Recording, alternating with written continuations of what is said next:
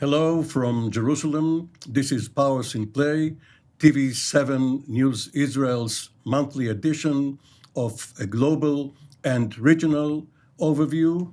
And today we are trying to look at Israel's geostrategic landscape as various powers, big, small, and medium, are playing in our pond or playground, whatever metaphor you would prefer.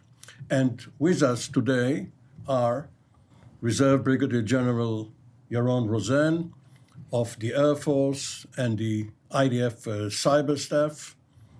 General Rosen, welcome. Thank you. Next to you, our host in the unfamiliar role of a guest, Jonathan Hessen, the boss of TV7 News. I have to be very polite, lest my position here would be undermined.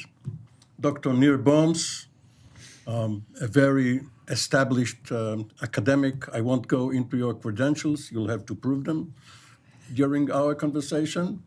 And another doctor, they hand out PhDs here. Reserve Brigadier General Amnon Sofrin, formerly the Chief of Intelligence for Mossad, and formerly a senior officer for the Directorate of Military Intelligence of the IDF. So we ran out of time because of the introduction. But let me ask you, General Rosen, first. If we look at the landscape from our position here, Jerusalem, the city on the hill, there is a big mountain, not Mount Hermon, but the United States. And compared to that, all the rest seem lower, smaller. Is it still the case? Because we hear that there is an isolationist streak in American public discourse. We hear that the Trump administration has decided to withdraw some 1,000 of its 2,000 strong troops in Syria, that their priorities are elsewhere, China, Russia, Ukraine. Is the American power, which dominated the world scene for the last 8 years, since the end of World War II, still supreme here in the Middle East? It is still supreme. I think it's very important to distinct between tactical changes in the region and the strategic play which we are seeing, especially from when President Trump's administration stepped in. We're seeing a complete shockwave, a global shockwave in diplomacy. I think Trump's administration is completely changing how business is done. And he is unsettling both allies and adversaries. Everybody has to recalculate their positions. And I think nothing has stayed as it was before. I will just mention a few just to point out how it looks from the region's perspective towards the United States. Even Israel now, after President Trump put the line for Iran, there's a deadline, there's a time, there's a schedule. We're attacking the Houthis at the same time. All these things, a credible threat in Diego Garcia, the aircraft carriers are in place. All these moves are all part of a coercive campaign. Very, very direct, very, very different from de-escalation strategy, which was the former administration. And what we're seeing now is how it's destabilizing the Iranians, and they have to talk. He's putting one track, that's the Libyan track, in the discussions. How it will end, nobody knows. But at least from a global dynamics standpoint, it's a complete change in how business is done. Same here, same in Ukraine with Zelensky. And after these two, then we will move to the East, the Far East. Jonathan, you're also associated with the Hudson Institute, a prominent think tank in Washington, and you hear what the view is from there. What Yaron has described is deterrence in the service of diplomacy. But if diplomacy fails, one will have to show willpower, not only setting the stage, the aircraft carriers, the bombers, and the like. From your understanding, your conversations, is there a real willpower in administration which prided itself, especially during the campaign, on ending forever wars? Are they willing to get involved in a war which they know they are going to start, but it's out of their hands once the first bomb falls? Well, I think there is an understanding, more so a comprehension, that the war is already raging. There have been multiple attacks against U.S. assets, U.S. interests throughout the region for quite some time.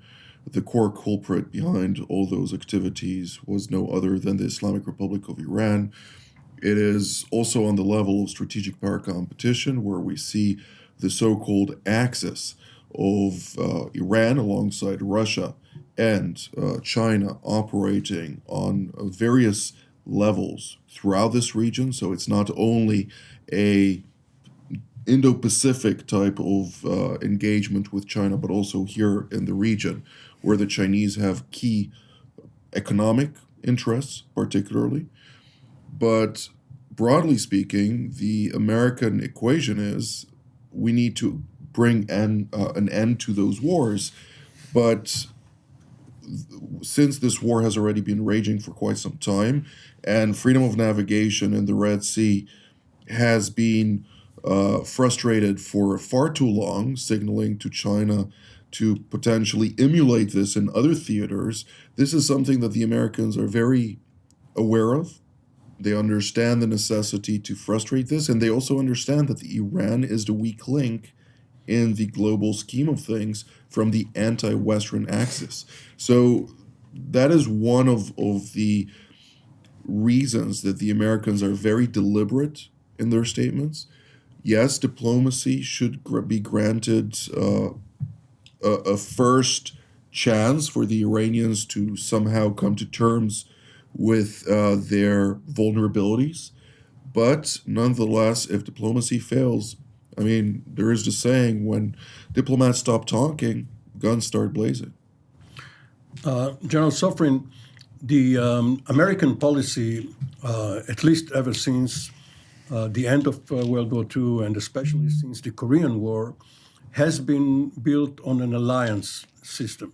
Some allies with treaty obligations, others partners, major non-NATO allies with weaker commitments, but nevertheless, the United States had a reciprocal relationship.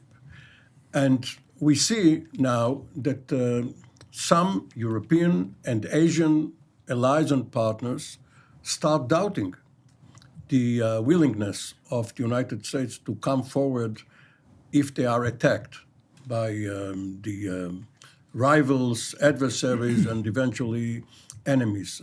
How do you see this angle? I think that the major change is in Europe. Europeans are terrified from the fact that Trump is going to leave or disengage from Europe. He's going to reduce its capabilities, its military presence in Europe. He's going to stop supporting Ukraine. The fact that on this weekend there was a meeting of the donating countries, which usually was headed by the Americans, and this time it was headed by Britain and Germany, and not by the Americans. The Secretary of Defense even didn't attend this meeting. That means that disengaging from Ukraine, they want to end up this war. They don't want it to go on. Zelensky asked to buy 10 batteries of Patriot, $15 billion. And Trump says, when you go into a war, you have to know that you're going to win it. And don't expect me to give you some missiles for that. That means, settle yourself, I'm not going to assist you, and I'm not going to assist anyone. And now all the countries in Europe, I'm speaking on behalf of Trump, of course. All the countries in Europe, please raise up your what we call defensive budget up to 5% of the GDP. Otherwise, I'm not going to support anyone. Elon Musk proposed him to leave NATO. And he is now claiming that he's not going to leave NATO, and please, well, friends, and of course we support you and so on. But Europeans are beginning to speak about strategic independence. That means to be self-sufficient, not to be dependent on the US. By the way, it was led by President Macron for the last 2 years. He's claiming it all over the last 2 years. That you don't have to rely on the Americans, you can't rely on the Americans, and therefore this is now the new story. Now they have the European Union has now proposed a white paper that puts some plan up to 2030 to be prepared for a war with Russia without the assistance of the Americans. And this is a new deal now. Dr. Boms, how is it viewed from the region? Obviously, there is no vacuum, and there are medium regional powers like Iran and Turkey, and perhaps economically, but not militarily, Saudi Arabia, as well as Israel. How is it viewed, this trend, how is it viewed in the Middle East? Well, I think first of all, it's viewed as a trend, and in many ways it's viewed as a fact. And I want to come back just a few years into the mindset of the previous Trump administration with the Abraham Accords. And I think one of the pieces of the Abraham Accords, the motivations for it, was the understanding that it's not forever that America is going to run the show. And part of what is needed is that the region, and particularly the allies, the moderate allies in the region, needs to work together in order to deal with some of the problems that occur in the region. But the American presence was the glue. And in many ways, it still is. And it needs to be now substantiated how it's going to play. And therefore, the negotiations now, when it comes to the Iran file and whether the projection of power will indeed have an impact on the negotiations, and what will that do that is different than what was done. And that's a very important test moment for the US policy in the region. But I think the region understands that they have to develop their own abilities and capabilities. Some of it is troubling by itself because the Saudis are moving very quickly into developing their own thinking on a nuclear plan. The Egyptians are investing in military more than they're investing in their own people. They've done it for a while, but with the attribution scenario, which is difficult to understand except for their still planning to potentially tackle an enemy from the north.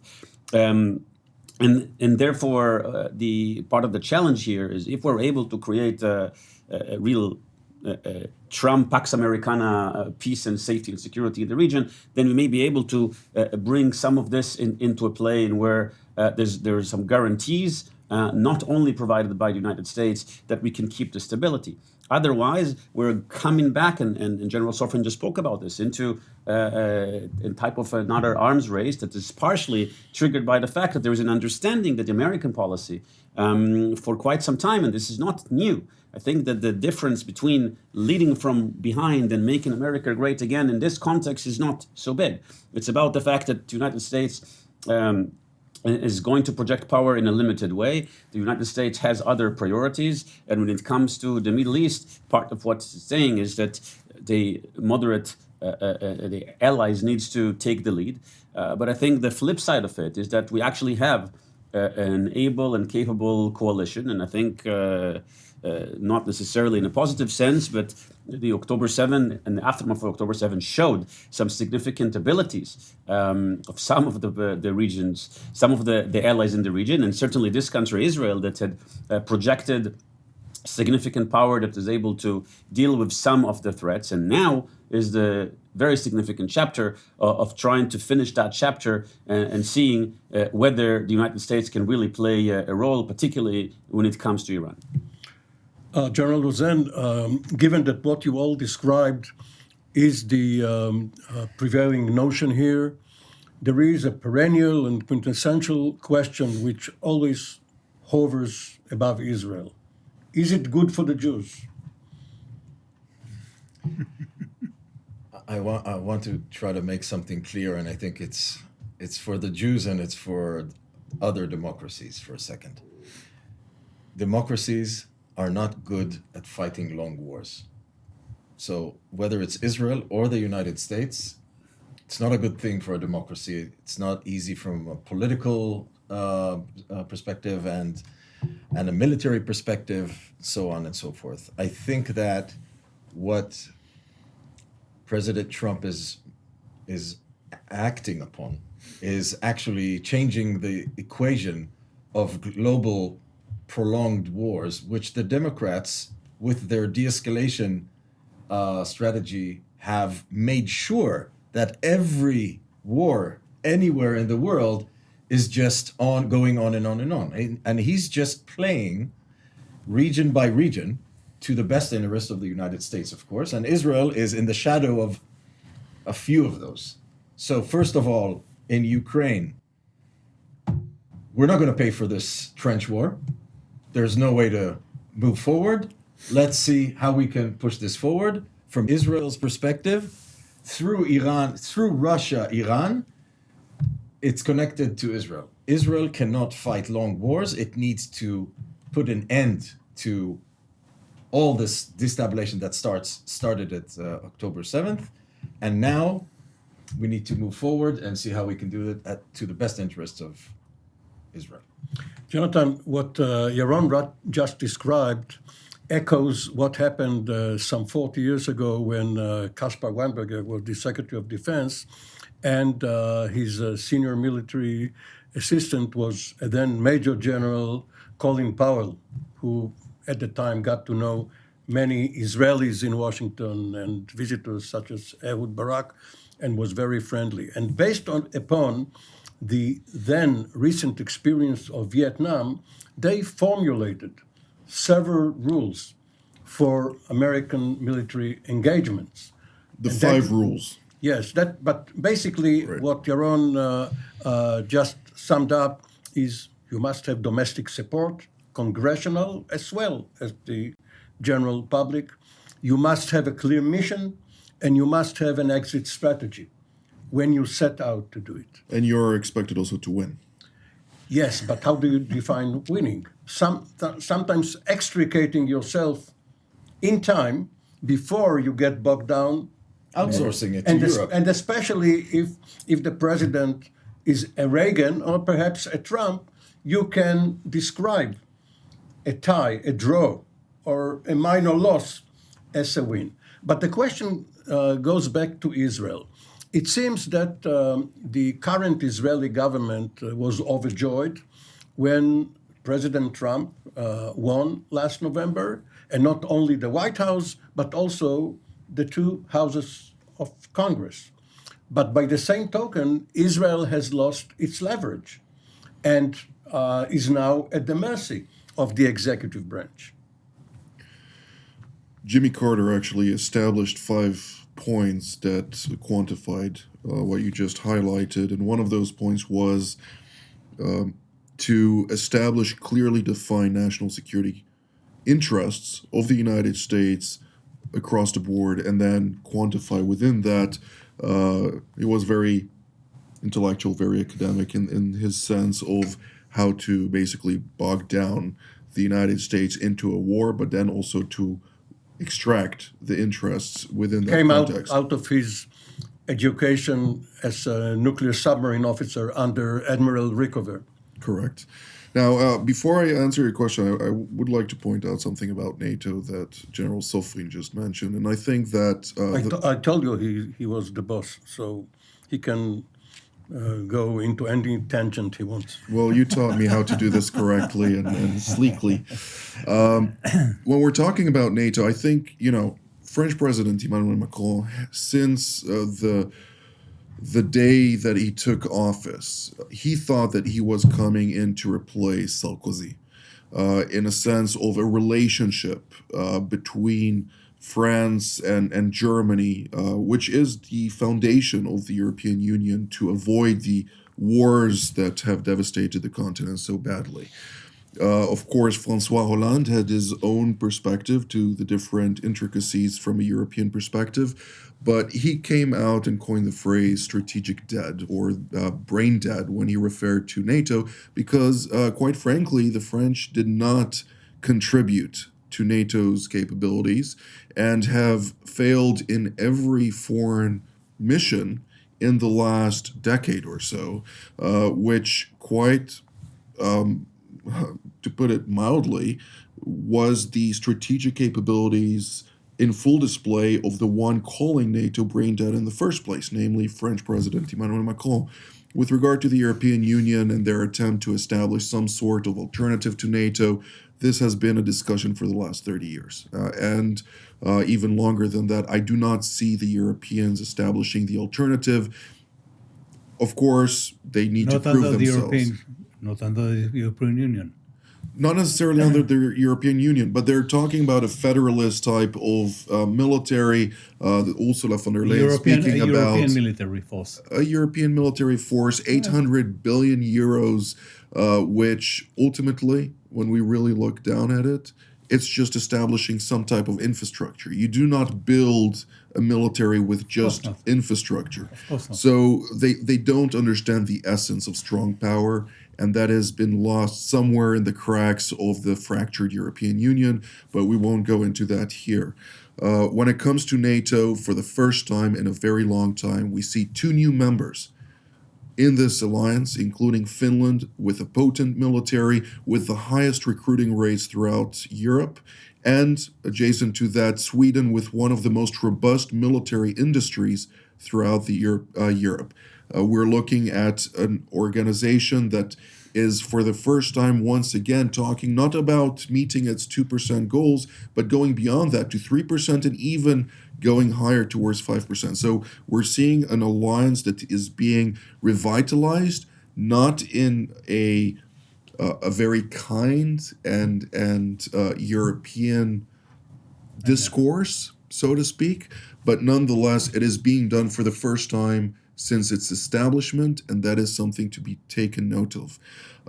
With regard to your question now, I think when we're really looking at the big picture, Israel really needs to understand that the Americans have their own challenges, their own goals, their own geostrategic landscape to deal with. From a European perspective, if we talk about that once more, that is America's eastern flank. But it still needs to deal with its western flank with neighboring Russia and neighboring China. That is something that, from an American perspective, is something that it directly needs to contend with a massive debt in the American economy, with the rent on its debt nearing, there was talk about $1 trillion by 2030. That is unimaginable. That's larger than their whole defense spending, except for this year where it now supersedes $1 trillion. But nonetheless, this is something that came out in my conversations with different people in the Trump administration. When I asked about what do you do about freedom of navigation here or there, or the strategic challenges you face there, they say, we're broke. The United States is broke, and they need to deal with that. Therefore, the tariffs, therefore, this shakeup of the entire global system that didn't work for the Americans, apparently. That was not the only reason. I think also negligence and the inability to spend correctly had a large part to do with that as well. But we need to understand that Israel is now in a very tough position where it is, yes, happy to see a certain government that is truly and genuinely pro-Israeli in its own understanding of the equation, but nonetheless, it does not necessarily align on the path towards the same objectives that it lay out in previous years.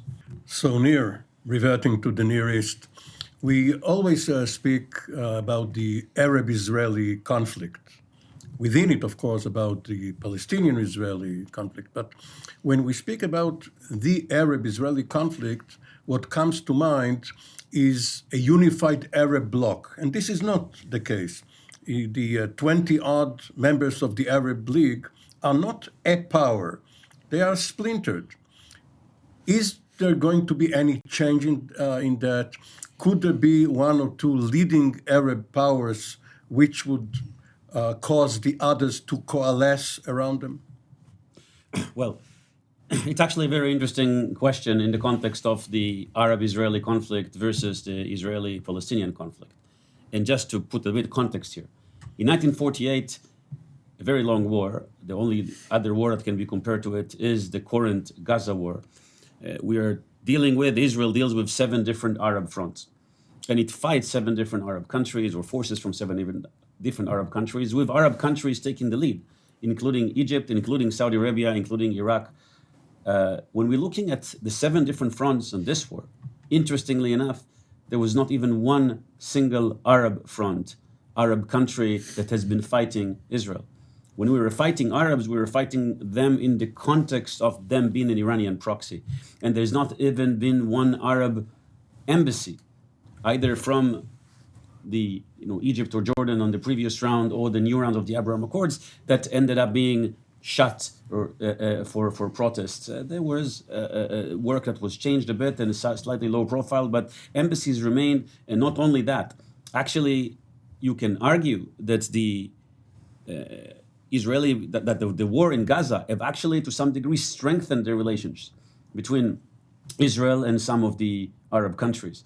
Again, and this is not even delving into the question of whether we will be able to see an expansion of the relationships, whether... Or the chain reaction strengthened the countries themselves, Lebanon and then Syria. Which had been changed, literally changed, because of the kinetic actions of Israel. And now we are seeing different dynamics in these countries and to some degree some access of opportunities. The Arab street or the Arab world has not been united for quite some time. Perhaps too many people here tend to think about an Arab bloc. But even if you go back to 1948 and then thereafter to 1979, when Egypt signed an agreement with Israel as the leader of the Arab world and was shunned for a decade from the Arab League, you have seen these splits and splinters. There are in the Arab world, of course, countries that are stronger. One of them is a country that is very much in focus. We're talking about Saudi Arabia, that has significant influence because of its status of the custodians of the holiest places in Islam and the where the Islam originated from. And also because of some of the dynasties throughout the Arab world have also originated from the same Arab tribes. The countries in the Gulf who play a very significant role in diplomacy, partially through economic diplomacy, and partially through their very good relationships with the other power brokers. Except for Saudi Arabia, none of those existed when Israel was established. And in fact, until the early 70s, when the British left east of Suez, they were only colonial outposts with some oil. There were 55 countries at the end of the Second World War. We now have 193, with about a dozen who are trying to make themselves candidates for some degree of autonomy or declaration. That's part of the changing world. And that's actually part of the trend that shows that this notion of unity, on the broader scale, is a very problematic notion. We're certainly not going in that trend. If we're going in some degree of trend in the disunity and the growingly polarized world and in more than many ways, is we need to find again the balance of power. The domestically in Israel, in the United States, and other places, that's also part of the challenge. How to make sure that we're able to live despite differences, because the idea of unity is an imagined concept of the past, and when it existed in the Arab world under the legendary leaders like Nasser, it's really because of an ideological era on the one hand and just a lot of brute force. General Sofrin, Dr. Boms is leading us down the path of the old debate regarding the Palestinians, but other Arabs. Is it Arab? Is it Muslim? Is it Palestinian? When one talks about the pan-Arab movement and then Qawmiya versus Watani, is there now any chance for the Muslim world, because we see that our enemies were chiefly Hamas and Hezbollah, Hamas being Sunni but jihadi, Hezbollah being Shiite but also fanatically anti-Israel. Is this schism between the Sunnis and the Shiites going to prevail, or can they unify and unite against Israel, for instance? I don't believe they are going to be united against Israel. If you look at what happens between Iran and Hamas, for example, Hamas, as you said, are Sunnis, radical Sunnis. Iran is Shiite, and this is a meeting of interests. They have mutual interests. They want each one to feed each other, to become a proxy of Iran, and to be able to hit Israel if needed. Okay? This is not ideology. This is interest only. Now, the fact that the disagreements between the Shiite and the deep debate between Shiite and Sunnis doesn't allow them to get together against Israel. That means that each one will go separately. On one hand, you have the radical Shiites, like Iran, and it's all proxies that try to hit Israel and build the ring of fire, as built by Qasem Soleimani, under the directive of Khamenei, of course. But nevertheless, they didn't succeed. To some extent, they succeeded, but not to the extent that was expected. On the other hand, you have the Sunni world. Now, Sunnis, for example, you take Syria. Syria is a Sunni country that was ruled by the Alawites, kind of Shiites, in a way. A 9% minority also. 9% minorities. And now it is ruled by the Sunnis. And look who gets in, Turkey, which is also a Sunni country. That means that the disagreements and the debate or debate between those two groups will never be breached. They will never unite against Israel for its own purpose. So, trying to segue from the mention of Turkey by General Sofrin, when we grew up, some of us, the less younger ones, during the Cold War, it was an article of faith that Russia, as the great rival and even enemy of Turkey, has leapfrogged over Turkey and got a foothold in Syria. Russia was helping Israel's enemies. Israel, for a time, managed to ally itself with Turkey. And then the Cold War ended. 25 years later, the Assad regime is about to collapse. Russia gets in, Turkey does its own. And now, once again, it seems as if Israel has more interests common with Russia in Syria than with Turkey. Rather than deconflict the Israeli Air Force, of which you are a distinguished member, with the Russian Air Force operating out of Syria, the problem is how to deconflict with the Turks. What's going on here? There's going to be a lot of realpolitik and realmilitarik in the region. I think that Israel will need to be very clear in how it expresses its needs, its security needs in the region, namely in countries that are completely destabilized and are not real countries at the moment. That is right for Lebanon, that's right for Syria, and further away from us, Iraq, with its broken national cohesion and political identities, with all the Sunni and Shiite problems as well. All these things will... And the Kurds. And the Kurds in the north and the whole thing.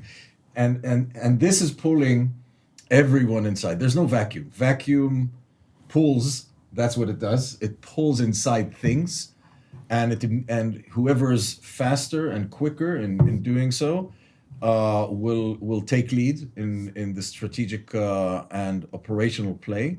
And I think Israel understands that, and it put a line which is very different from the pre-October 7th war. Israel is operating daily in Lebanon. Even with the ceasefire in place, it's putting the lines to show that we're not accepting anything but what we mean and what we need. Preempting rather than containing. Yeah, no more. Enforcing. Yeah, actually enforcing. And no one's saying no, because it's good for Lebanon and it's good for us. In Syria, quite the same, especially in the south of Damascus, all the way down to Sweda. And days will tell which way we're going. But for Israel, it's a real time of shaping our borders, reshaping our borders that we really need for the long term, especially with Jordan. I keep talking about this time and again, how we're not leveraging the war in Gaza to get the Jordan Valley as a compensation for the war in Gaza as our real border. And from there on, continue and solve other strategic problems that Israel has. This is a real necessity for the long-term survival of Israel at defendable borders from the north all the way to the east and all the way to the south. And that's where we're going. That's where we're heading right now. Jonathan, try to play a role which is not too familiar for you, the internationalist. We have mentioned NATO and the EU, but what about the looser international associations, such as the United Nations? We remember that when the JCPOA, the old Iranian nuclear deal, was negotiated, the EU was one of the parties, along with some 6 or 7 nations. There is also the Quartet, which is composed of the United States, Russia, the EU, and the UN. Mm-hmm. And we have Andov in the Syrian-Israeli line of separation. We have UNIFIL in Lebanon. But we don't see the United Nations, per se, as a force. There are debates in the General Assembly, some resolutions being voted on in the Security Council, but they only serve to legitimize what is being done between the various capitals. So has the UN run its course? I hope not. And I will explain. I think that the United Nations institution is the reflection of its member states. The mandate that is granted to the United Nations, be it through the UN Security Council, via various resolutions, or the General Assembly to a certain degree, do not necessarily conform with the Charter of the United Nations these days. And I think that a true reform of this institution is required to recalibrate the morals and values and the letter and spirit of the laws that were basically the foundation for the establishment of this organization, to try and keep a certain tranquility on the global stage.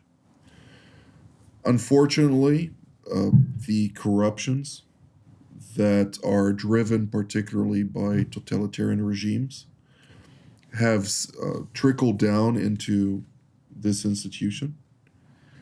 And yet, UNIFIL is a good force to operate with in Lebanon. It doesn't mean that it fulfills its mandate, and by no means is it interim, as its name tends to allege. But nonetheless, when there is an address to complain to, certain things happen, be they half measures or even less than that, it's still necessary to have something there. When there is a better government Right. in Beirut, as we start seeing now. UNDOF, UNSO, the various organizations, these are people that try and make a difference. They establish buffers, they establish deterrence. They report to various institutions that ultimately establish a certain discourse, but nonetheless, this organization is unfortunately and regrettably deeply corrupt, and it lost the true principles for which it was established. A sad conclusion, but let's wait for a better outcome in future conversations such as ours. Jonathan Hessen, Yaron Rosen, Nir Boms, Amnon Sofrin, thank you all. This has been Powers in Play for the month of April. We will be back with another edition here in Jerusalem on TV7 News Israel. For the time being, shalom from Jerusalem.